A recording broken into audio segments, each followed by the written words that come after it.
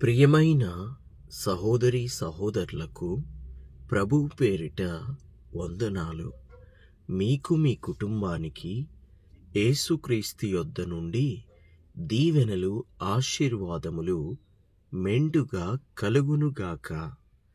ఈరోజు యేసుక్రీస్తు యొద్ద నుండి మీకు బంగారు మాట, దేవుని వాగ్దానము.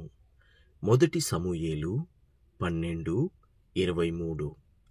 నా మట్టుకు నేను మీ నిమిత్తము ప్రార్థన చేయుట మానుట వలన యెహోవాకు విరోధముగా పాపము చేసిన వాడనగుదును. అది నాకు దూరమగునుగాక. కాని శ్రేష్టమైన చక్కని మార్గమును మీకు బోధింతును. Moreover, as for me, God forbid that I should sin against the Lord in casing to pray for you, but I will teach you the good and the right way. దేవునికి స్తోత్రము. మీరు కూడా దేవుని చక్కని మార్గంలో నడుచుదురుగాక. దేవుడు మీకు చక్కని మార్గమును బోధించునుగాక. ఇక్కడ సమూయేలు ప్రజలతో మాట్లాడుతూ ఈ మాట పలుకుచూ ఉన్నాడు. నా మట్టుకు నేను మీ నిమిత్తం ప్రార్థన చేయుట మానుట వలన యెహోవాకు విరోధముగా పాపము చేసిన వాడను అగుదును అని. ఏం చేయడం మానుకుంటే? ప్రార్థన చేయడం మానుకుంటే యెహోవాకు విరోధముగా పాపము చేసిన వారమగుతామని చెప్తూ ఉన్నాడు. వింటున్న దేవుని పిల్లలారా, మీలో ఎంతమంది ప్రార్థన చేసేటువంటి వారిగా ఉన్నారు? ఎంతమంది అనేకుల నిమిత్తము మొరపెట్టుకొనుచున్నటువంటి వారిగా, వేడుకొనుచున్నటువంటి వారిగా, దేవుణ్ణి బతిమాలు కొనుచున్నటువంటి వారుగా ఉన్నారు? నీ ఇంటివారి నిమిత్తము నీవు ప్రార్థన చేయుచున్నావా? నీ భర్త కోసం నీవు ప్రార్థన చేయుచున్నావా? నీ పిల్లల కోసం నీవు ప్రార్థన చేయుచున్నావా?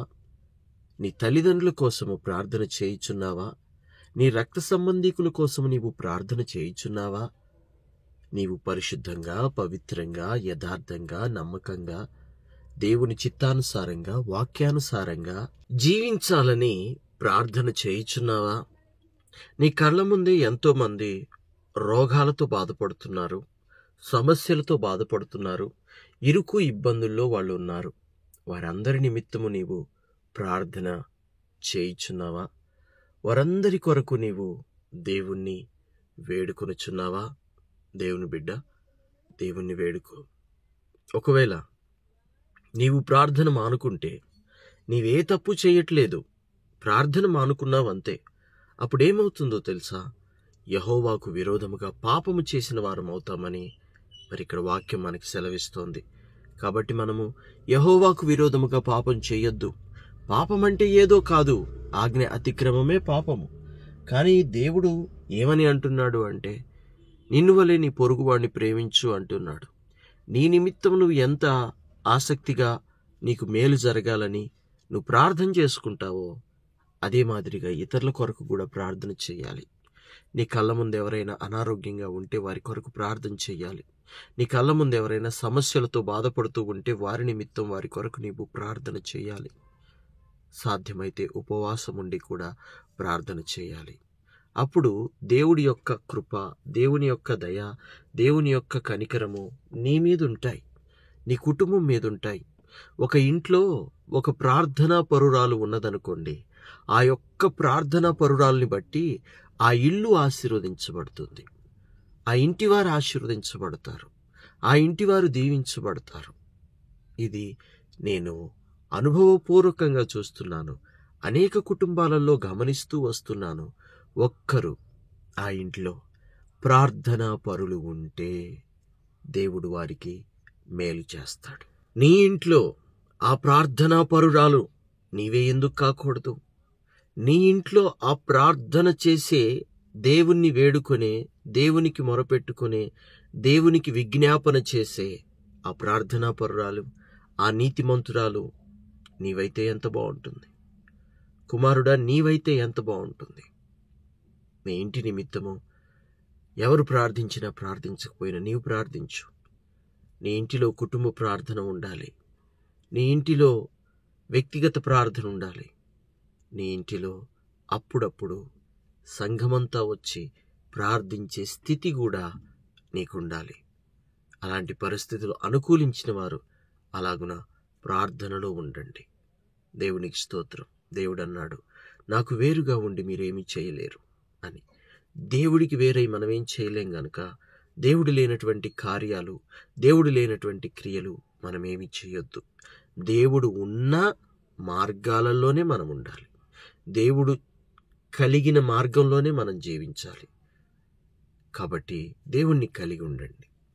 దేవుడు ప్రవక్తల ద్వారా, బోధకుల ద్వారా, పరిశుద్ధాత్మ ద్వారా మనకు చక్కని మార్గాన్ని బోధించేటువంటి దేవునిగా ఉన్నాడు. పరిశుద్ధాత్మను దేవుడు మనకిచ్చాడు. ఆదరణకర్తను దేవుడు మనకిచ్చాడు. దేవుడు ఈరోజు ఆయన నీవు కన్నవాటిని గురించి, విన్నవాటిని గురించి చక్కని మార్గమును నీకు ఆయన బోధించు పరిశుద్ధాత్మయై ఉన్నాడు. ఆయన ఆదరణకర్త. ఆయన ఉంటేనే తప్ప మనము ఉండలేము. ఆయన నడిపిస్తేనే తప్ప మనం నడవలేము. కాబట్టి పరిశుద్ధాత్మను పొందుకోండి. పరిశుద్ధాత్మను పొందుకోవాలంటే ప్రార్థన కావాలి. ప్రార్థన ఉంటేనే పరిశుద్ధాత్మ ఉంటుంది. పరిశుద్ధాత్మ ఉంటేనే మనం ఈ లోకంలో పరిశుద్ధముగా నడవగలము, జీవించగలము, బ్రతకగలము. పరిశుద్ధాత్మను కలిగి మనము జీవిస్తూ, పరిశుద్ధాత్మను కలిగి మనము నడుస్తూ ఉంటే ఈ లోకానికి మనమే ఒక మాదిరి. ఎందుకంటే దేవుడు, పరిశుద్ధాత్మ దేవుడు మనల్ని తప్పు త్రోవల గుండా వెళ్ళనివ్వడు. ఆయన మార్గము చక్కని శ్రేష్టమైన మార్గము. యేసయ్య వాక్యాలు ఎంత శ్రేష్టమైనవో, తండ్రి అయిన దేవుని దయ ఎంత శ్రేష్టమైనదో, ప్రభు అయిన యేసుక్రీస్తు కృప ఎంత శ్రేష్టమైనదో, యేసుక్రీస్తు యొక్క రక్తము ఎంత శ్రేష్టమైనదో, పరిశుద్ధాత్మ దేవుని నడిపింపు కూడా అంతే శ్రేష్టమైనది. మనకు పరిశుద్ధాత్మ నడిపింపు కావాలి. పరిశుద్ధాత్మను మనము వేడుకోవాలి. దేవునికి స్తోత్రము. అయా పరిశుద్ధాత్మ అందరికీ వస్తుందా, అది అందరికీ రాదు కదా అని మీరు అడగొద్దు. అడుగువానికి నిశ్చయముగా ఇస్తాను అని దేవుడు అన్నాడు. ఎందుకని ఇస్తాడట? అది ఎట్లిస్తాడట? మీ కుమారుడు రొట్టెను అడిగితే మీరు రాతినిస్తారా? మీ కుమారుడు చేపను అడిగితే మీరు పామునిస్తారా? చెడ్డవారైన మీరే మీ పిల్లలకు మంచి వాటిని ఎరిగి ఉన్నప్పుడు మరి పరిశుద్ధాత్మ దేవుడు, తండ్రి అయిన దేవుడు ఎంతో నిశ్చయముగా మీకు మరి ఆ యొక్క పరిశుద్ధాత్మ దేవుడిని అనుగ్రహిస్తాడు కదా. పరిశుద్ధాత్మ దేవుడు మీలోనికి వస్తాడు కదా. తండ్రి అయిన దేవుడు మీకు అనుగ్రహిస్తాడు కదా. కుమారుడైన దేవుడు అందును బట్టి సంతోషిస్తాడు కదా. దేవునికి స్తోత్రము, దేవునికి మహిమ కలుగునుగాక. మీ మట్టుకైతే మీరు పరిశుద్ధాత్మను అడగండి, మీరు పొందుకోండి.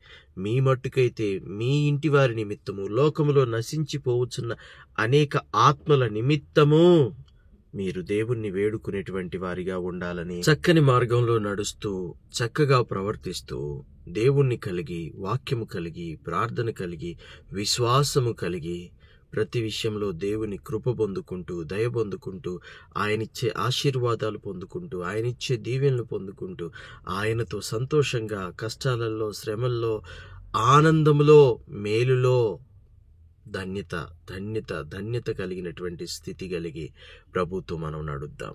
అవునా అన్నవారి ప్రార్థనలో ఏకీభవించండి. ప్రార్థన. తండ్రి, మీకు వందనాలు. దేవా, మీకు స్తుతులు, స్తోత్రాలు. అయ్యా, ఈ వాక్యం విన్న ప్రతి బిడ్డని, వారి కుటుంబాన్ని తండ్రి బహుగా ఆశీర్వదించి దీవించండి. మీ కృపలో జ్ఞాపకం చేసుకోండి. ప్రభువా, ఈ వాక్యం విన్న ప్రతి బిడ్డ కూడా ప్రార్థనా పరురాలుగా, ప్రార్థనా పరుడుగా ఉండాలి. మా మట్టుకైతే మేము వేడుకునేటువంటి స్థితిలో ఉండాలి. చక్కని మార్గాన్ని మరి జీవిస్తూ, చక్కని మార్గాన్ని ఇతరులకు బోధించు స్థితిలో కూడా మేము ఉండాలి. తండ్రి, అట్టి కృప నా మీద, మా మీద ఉంచి, మీ కృప చొప్పున, మీ దయ చొప్పున మమ్మల్ని దీవించి, నడిపించి, ఆరోగ్యం ఇచ్చి ఆశీర్వదించమని యేసుక్రీస్తు శ్రేష్టమైన దివ్యమైన నామంలో ప్రార్థన చేయుచున్నాము తండ్రి. ఆమేన్, ఆమేన్, ఆమేన్.